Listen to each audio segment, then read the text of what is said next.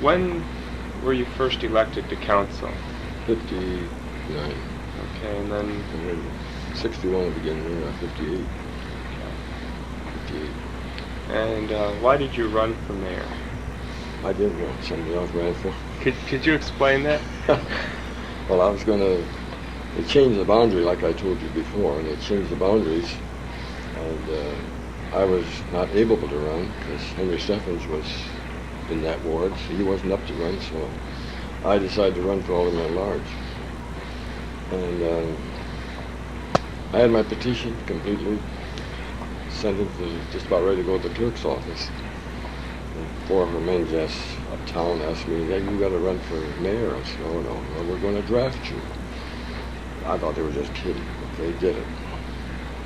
So I ran for mayor, and I won, of course. And I ran for 5 terms after. At the end of the 5th term, and now this is it. No more. 10 years is long enough. So that's the story about how I got in there. Okay. What annexing was done during your term? All of the annexing during in council and as mayor, first part of the mayor procedure. What areas were annexed?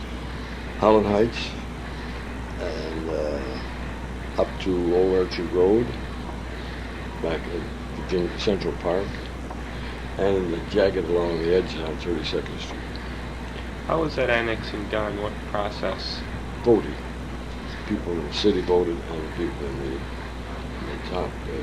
township voted in that district. Holland Township was. That stops at Division Avenue. That'd be Grasket Road. Anything beyond that was Holland Township. Park up to Division, west of Division was Park, and this side was Holland Township. Was there an attempt to annex the north side yes, too? That's the original annexation proposal was that Mr. Jalving was spearheading that to take in, I don't remember just how far, but it would be the largest city in Michigan according to the acreage, mileage. It would be big. But they're trying that down fast. Townships want nothing to do with that. It could take just about all their township away from them. So that didn't go. What effect did these annexations have on the city? Well, most of these people who annexed needed water and sewage. They had septic tanks out there in their fields out there. They needed services bad. So, and they got fire protection, better fire protection. But, well, it costs these people money. I guess that's one of the next questions.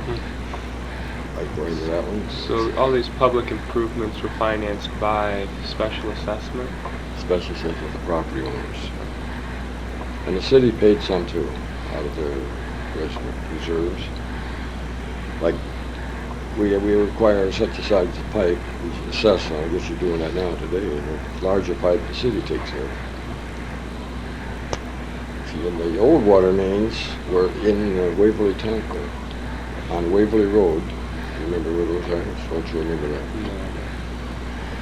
Between 8th and 16th, and that's where the Holland City water was coming from. And there was a well, Kelly Well they call that, in front of Denoyer. That red building is still standing there. That's a well 45 feet deep. And the smell of the water started getting vegetation down there underground. There was no water on it. It was pumping air and sand, so that was the reason we had to go out to the lake and get water. Did these annexations change? They had to change the boundaries of the wards, didn't they? Oh, yes. Were the wards similar to what they are now when they expanded? Yeah, that's right. So the first ward was, well, the original city of Holland was Fairbanks Avenue to Ottawa Avenue, the lake, and to 32nd Street, up 2 square miles. That's all we had in the city of Holland. And the annexation just... See, that larger. So that's why we got 2 precincts, sometimes 3, I guess. 6 wards, 3 of them. precinct stand. That takes way up to south. Could you outline the steps to the acquisition of the windmill and creation of Windmill Island? Oh, the original man who suggested that was Carter Brown from Castle Park. He had that, his final goal wanted to have that windmill on that, out there in the swamp area.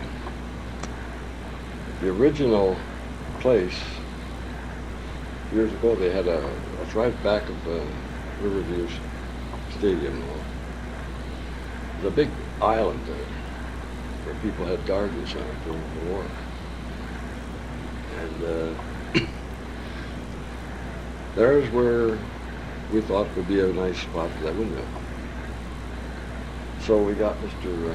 Karsten from the State Highway Department to come in and see what you think of that island. And he said, if you put it there, I don't want my name on that agreement at all, or opposition. You're going to try to put it there. If that island is a floating duck, so you put something heavy on it, just tip right over. So that's killed that one. So then we went out to where it is now, and Mr. Coops, K-O-O-P-S, owned that land up there, all that swamp area. And that was John Kempker's father-in-law. And the city made a deal with them to buy that contract. So about 5-10 years, I guess it was, paid so much off. And that's how the island, or where the windmills eventually put down there. That's where it is. It's good solid ground. So then we formed a windmill committee after the council agreed to go along with getting the windmill on a revenue basis only. So then we formed the committee. I was chairman of it. Herb Holt was on the city manager. Bill Wickers, Seymour Pagas, Bill Murdoch, and Henry Steffens, doing the committee. We steered the storage thing where it started, where we ended up. So then it was abandoned. Now there's a new one, but I guess they don't do much meeting. You heard of anything? No, I haven't. But we were very active in that thing. Well, we had to do everything. Do all the advertising, get people out there. Get the thing over here. Bill Wickers was a lot of help in that. See, they have a restriction on getting windmills out of the Netherlands. But he worked and got this one. I think it's a wonderful project. And that was financed by Revenues only, just gate receipts. No tax dollars were used. It's all been paid off now. Next year, I think it's just a year. I didn't know just exactly, but see, we started the thing in April of '84, and then the bonds started paying on the bonds in '85.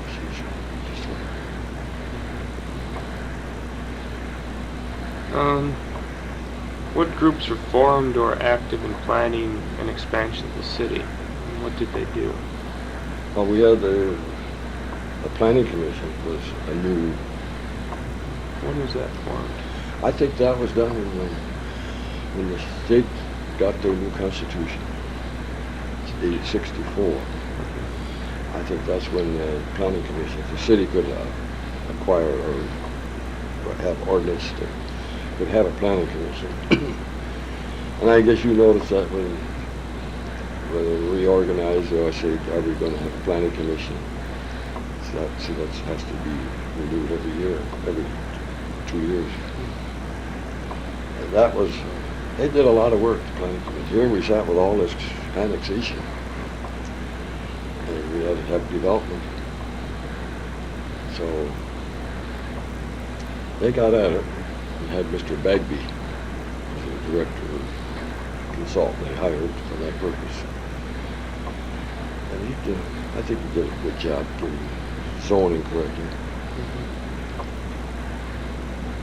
So there was a lot of rezoning once all the annexed land was in there. Yes, work it out. Yeah, we had a lot of changes. Because we didn't want any more 28th Streets City Hall. So, yeah. Were there any plans or attempts at doing anything downtown? Not too much at that time. There was no thought of malls or anything here at that time. 60s, 61. But Meyer came across the lake. I thought that was going to be the end of downtown, but it wasn't. It didn't affect downtown at all. What was downtown like? It's changed dramatically. Oh yes, it used to have angle parking like it is now. Then they went to street parking, parallel parking. And traffic both ways before they had one-way streets. And the highway came down through 8th Street, turned to the left down the river, going west, and out the highway. Before that, it went to 17th Street, and straight down to Saltic Road originally. So, this is before the bypasses came in. That was before bypass. So That's long ago. okay. What were the changes in refuse collection and dumping during your term in council? Well, they had garbage collection. People privately would hire collectors to collect their garbage, and they all went to where the HDC's radio station. That was a city dump. That was a big place. Everything went in there. Cars, all, and that's all quicksand, or mud, muck. And that just, imagine like this garbage start polluting the water. They start checking up on you. You're polluting over there. It's just like they're having trouble on the north side now. There, landfill. So then they had to stop it. No more landfill. Just fill up with sand. So then they went to these other landfill, like the one on the north side, and they started going over there. But I think landfills are going to be problems until they stop. You start here, you go, they're going to pollute. If you go there, there's going to pollute. I think the only way to get rid of all that polluting, get rid of garbage, had one incinerator. I suggested that to the commissioners. Put an incinerator at Grand Valley College. All the townships bring their garbage to down there, and burn it, and heat all the college buildings there. But we've never got that far. I think it's going to come someday. It'll have to. Because we start polluting water, we're going to have problems. Yeah. What changes were there at City Hall? A new computer came in late in your term. That was, I think it was Alexander Grant was our auditors. And we asked them before they started now, as you go along, are we ready for computer or not? And after they got all of them in their audit report, they came up and said, you're right in the middle. You don't have to go. You can go and you get on the early start of it. But you have to make your own mind up.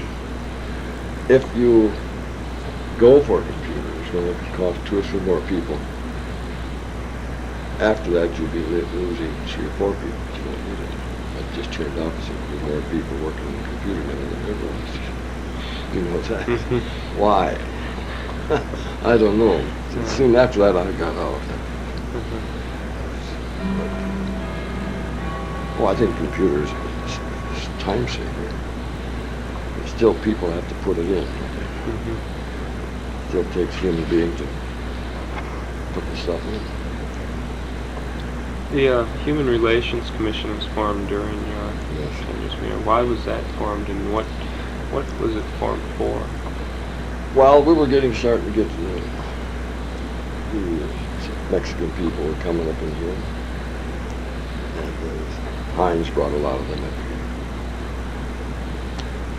And before that, we had these migrant people that start up north and work their way down, working in fields and orchards.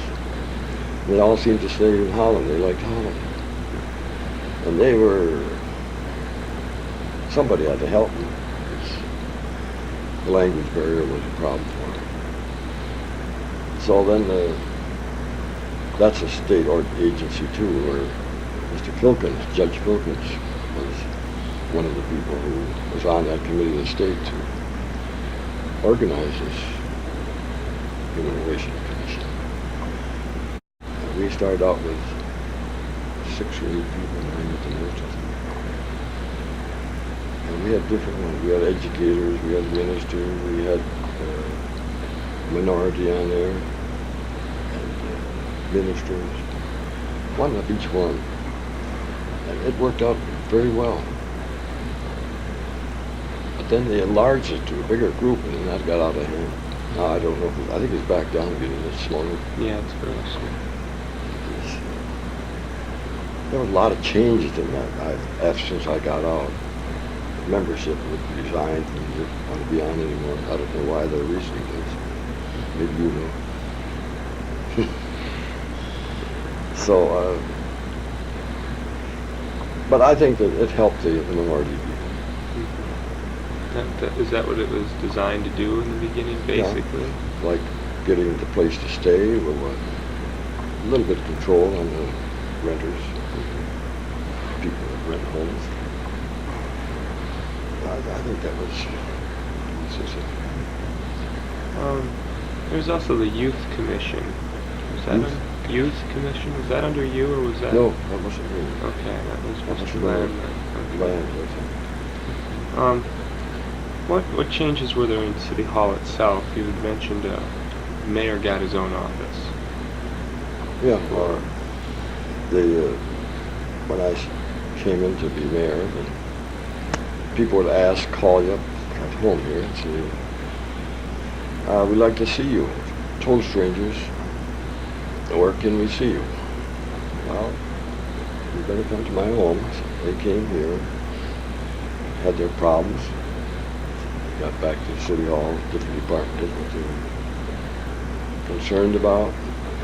So the auditor department, John Funger was running that, had the present mayor's office for his office. And he moved up to the 3rd floor, which used to be the welfare department office years ago, county welfare. So when they moved out, the auditor went up there and said, now the mayor's got to have an office here. He said, you can't have people coming to our homes all the time. But kind of outsiders say, where's the mayor's office? Well, I don't have any. That was embarrassing. So I said, we got to have an office. So then council went to, got this office set up. It's a busy, busy place. Huge lot. I'm just guessing. Correct, or? They were on 3rd floor. Where your personnel director, that whole area, that was the council chambers. When was that? Do you know? Gosh, when did that? I don't know, just when that moved. Then they went down on the 2nd floor, where we are now. Well, they had a lot of complaints. People couldn't get up to the 3rd floor. We didn't worry, not worry, I wouldn't say that, but nobody ever thought of handicap getting up there. They never came, I guess. They couldn't get up there, never asked. So then we got them on the 2nd floor. That's where the council is now. But the first one on the 3rd floor, that was a judge's chamber too. What? Along the lines of judge, there's a municipal judge. Yeah. What did he do? Well, before the municipal judge came in, we had the justice of the peace. Somebody was appointed justice of the peace in the city of Holland or the county or wherever it was. There were more than one. And if you did some misdemeanor, you had to appear before him, and he would sentence you or fine you, whatever it was. No office, just like the mayor's office. He'd sit maybe in the back of some store. There's where he'd have his office. He'd appear there. So And that was changed in the Constitution that we go to municipal judge. So then we appointed a judge, the city appointed a judge. He ran for office. And I don't know what his term was in again. I don't remember just how long it was. But his office, or his courtroom, was on the second floor where the BPW manager is now. That was the judge's room. Their office space where he had his court. Then they changed over to district judge. Mr. Green is now. Now the county provides his office for him. And the city, I think, contributes something toward that too. So that's the difference between the two courts. So then when the district judge came, the municipal judge was just phased out? Yeah. Do you know when that was? What year approximately? I wonder. So Vanderbilt was the judge. Judge Vanderbilt. And John Killeen was elected for the district judge. Now they got nice places now down in Massachusetts. Were there any major changes with the city charter while you were in office? Oh, I would say yes. It was, they had 2 council members from each ward. And there were 6 wards, there'd be 12 people on council. And they had their own committees. They didn't have no manager. The mayor was presiding officer, and he would appoint committees, like police and fire commission. There'd be citizens of Holland you appoint, and they'd run that police and fire with council's final okay on finance committee. And then they had the health department with 1 man. Ben Winsor was our health officer. He took charge of all the health, needing to go to all these restaurants, checking over, and he had to do weights and measures. So then we went to the environmental health department, formed that, and a lot more people hired to do all this.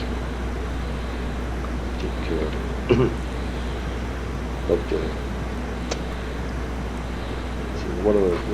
they had the street department committee. It was poor. It was the best way we did it this way. Go to manager form of government. That's what happened in 51, of course, in China. And the manager ran the city. The council gave them orders what they wanted. Ran it. Eliminated all these little committees. It's just like the justice of the peace.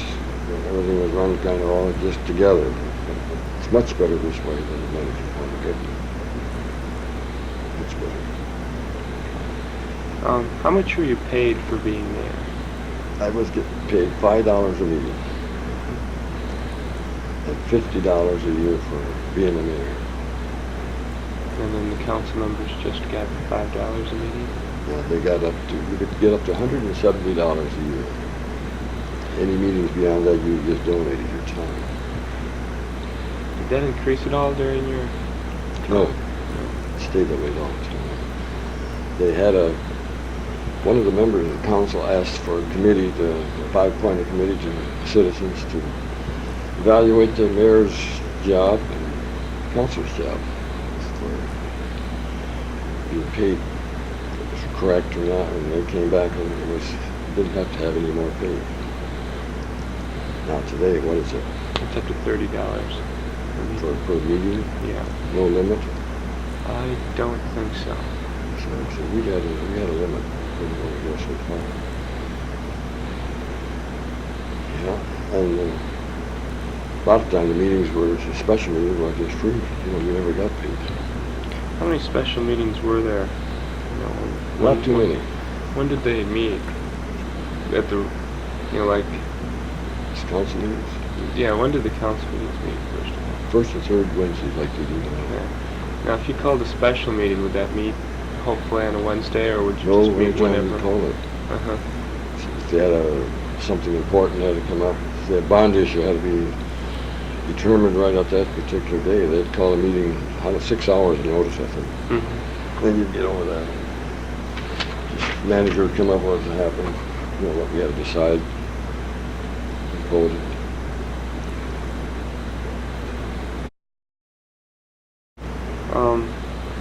What other developments were planned, discussed, or implemented, like the new police station? I noticed Riverview Park had some problems.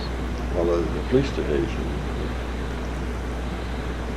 we decided, well, I think I recommended appoint a committee, of the last one committee I did, to appoint a committee to work out a new precinct and fire. And then we got this one on 32nd and Waverly. That was the first one we did. We had to do that because our engines, they were number 1 and number 2, and we had the industrial park. And if there was a long train gets stalled across the road, how do we ever get fire trucks up there? So that was the reason of putting that one on 32nd Waverly. So they could be in there if there is an industrial fire in the park, so we could get at it in a hurry.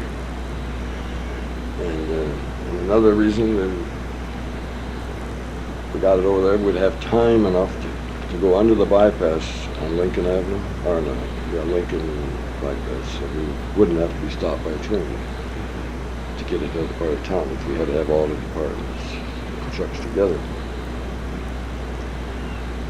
So, but I appointed the committee, and then Bill Lamb finished it up. He's got the police station going. And I think Lou was starting the fire station by Collin Park. He was mayor then. I don't know if you got to Lou yet or not. No. He's been busy, so. He's busy now.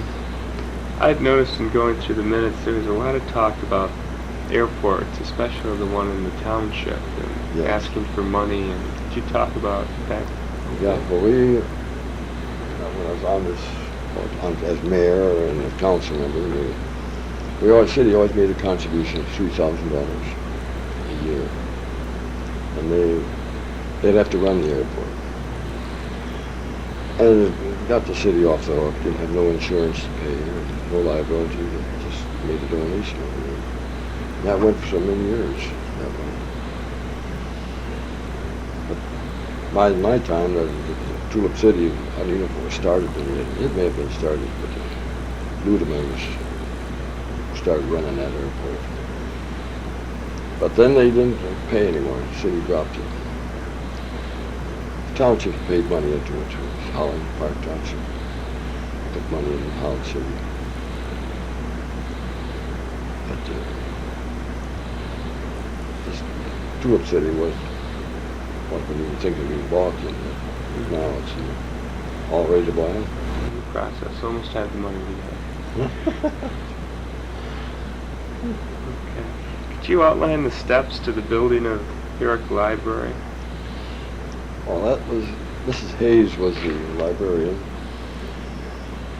and we needed a new library, there's no doubt of it. She was the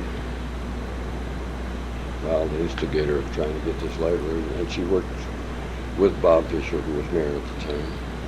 And he contacted Mr. Herrick at Tecumseh, Michigan. Told her what our problems were, we need more room and all that. I remember him saying that, he says, Hazel Hayes was the same name as my wife, Hazel Herrick. And I'm going to find out about this. So he told us, I want to get off on the subject a bit here. When I was mayor, the library board would invite him on the 21st of July, that was his birthday.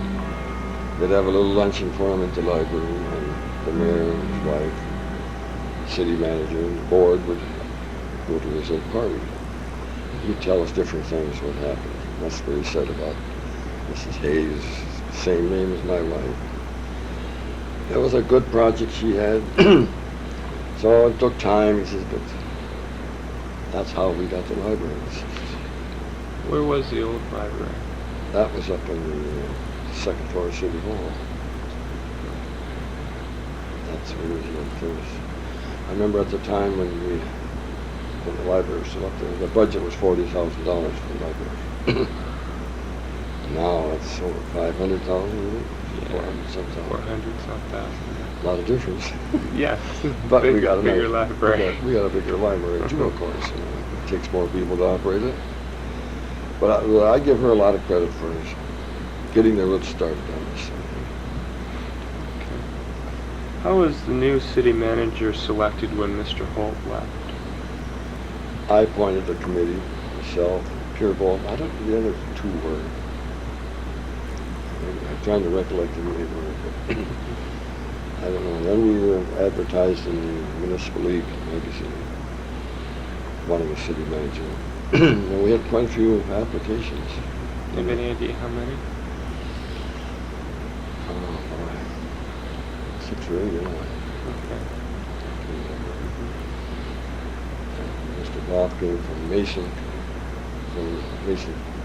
City of Mason, here in Lansing. And we had different ones came over to look it over. We all would like the job, of course. And that was our, Mr.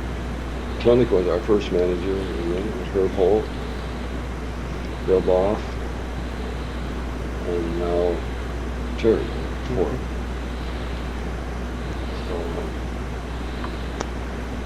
But we met with them. They came down, interviewed them, let them see our city and what's what. They were all impressed with our town and the way it was run. But like I say, the manager form of government is the only way to go. Because council you can look up your charter and you'll see that if council's got anything to tell them, and they tell them on the council floor, we'd like this study on this or that or that. And he would do it. You know, we have another next meeting, he'd have his report for us, or whatever we gave the time limit.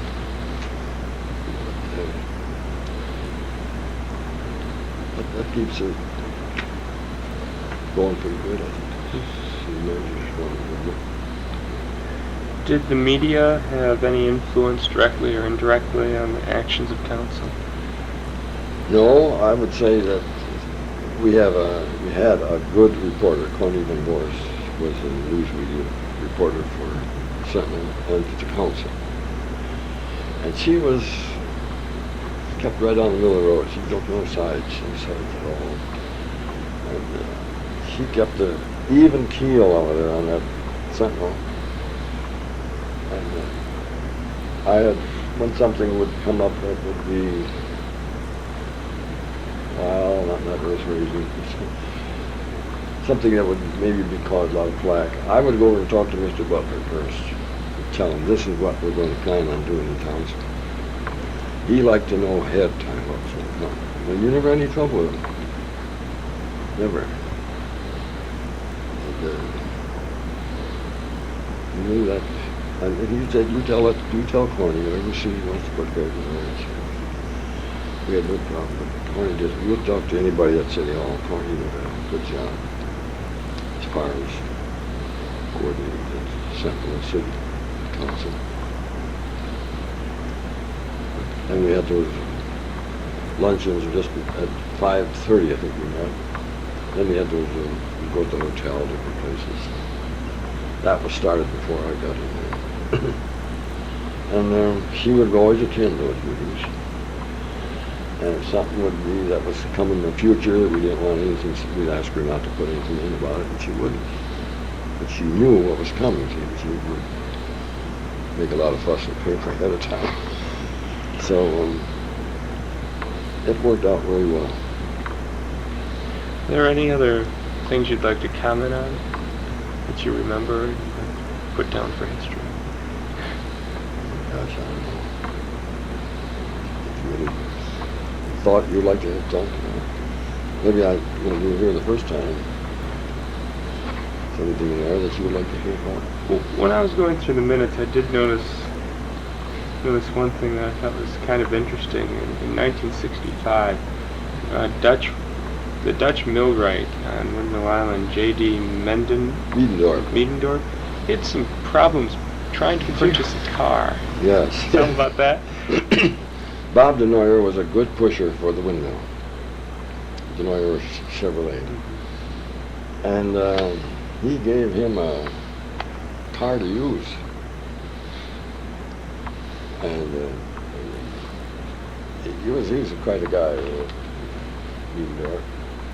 And we had that road going that wasn't developed at all. It was just a swampy deal. He was driving that car and he got stuck in the water. And the water up to the fenders, the running boards. And there he stands there hollering, standing on top of it. How do I get out of here? How do I get out of here? But they got him out. But he knew his windmill. See, when the thing was put up over here, he was millwright watching this how it goes. And Del Scrotenborg was the contractor. And there's a lot of brick in that thing. I remember at the time, 90-some thousand brick in it. And it's on piling. It won't move. It's not an island that tip over.